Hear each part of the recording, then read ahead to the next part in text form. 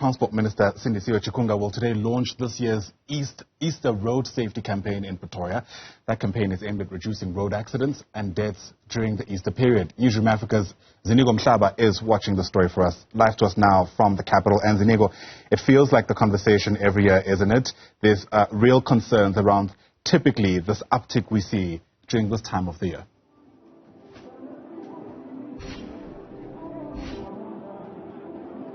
Yes, Ayanda, it seems as if that's the story of every year.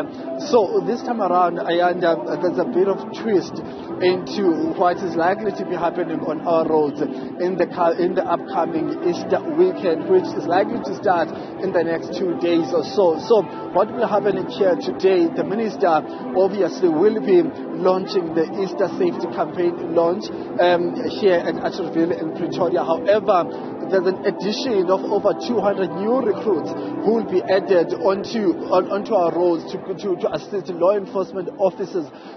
So what we've been told, Ayana, is that the new recruits are the first cohort of qualified law enforcement officers with the highest qualification, which is at the diploma level. So I'm not sure if my colleague Kosi can give us those visuals. So those new recruits you see there on the upper or stands of this particular stadium, these are the gentlemen and ladies who just qualified. We are told that they graduated yesterday with a diploma, so they will be embarking on their first assignment in this upcoming Easter season. Well, on the ground, as far as how many vehicles we are likely to see on our roads and what the actual plan is for ensuring that actually our roads are safe, the Department of Transport is consolidating its resources, bringing on board all law enforcement officers from local municipalities as well, from National Traffic Agency as well. So this is just a show of force, the show of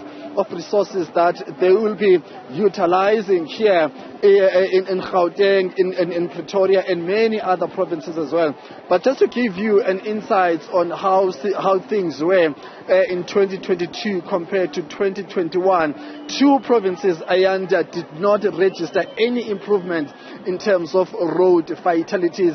I'm talking about the Western Cape and Mpumalanga. Both provinces continued seeing a rise in fatalities, while other provinces such as Gauteng, KwaZulu-Natal, Eastern Cape, and of course Northwest Province, all those provinces managed to register improvements in terms of the number of fatalities registered on their respective roads. So as far as 2021 and 22, there seems to have been a great improvement. We'll see then if there are any special measures which will be directed towards those two notorious provinces, the Western Cape and Mpumalanga. Remember, there was a bus accident that happened actually on Easter Friday last year. So we'll see if maybe there will be any specific project targeting the N1 road between Gauteng and Limpopo. And you also remember that there was no Easter service for one of the popular churches in South Africa. I'm talking about the Zion Christian Church.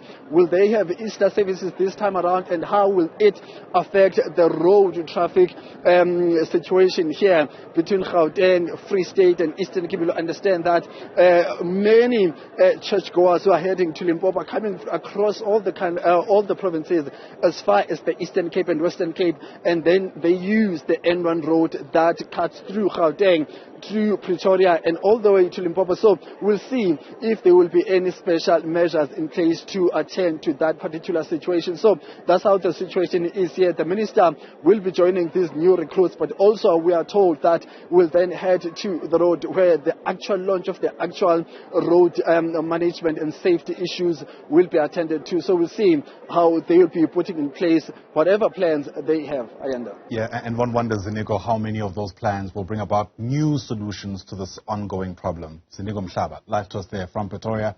Thanks very much indeed.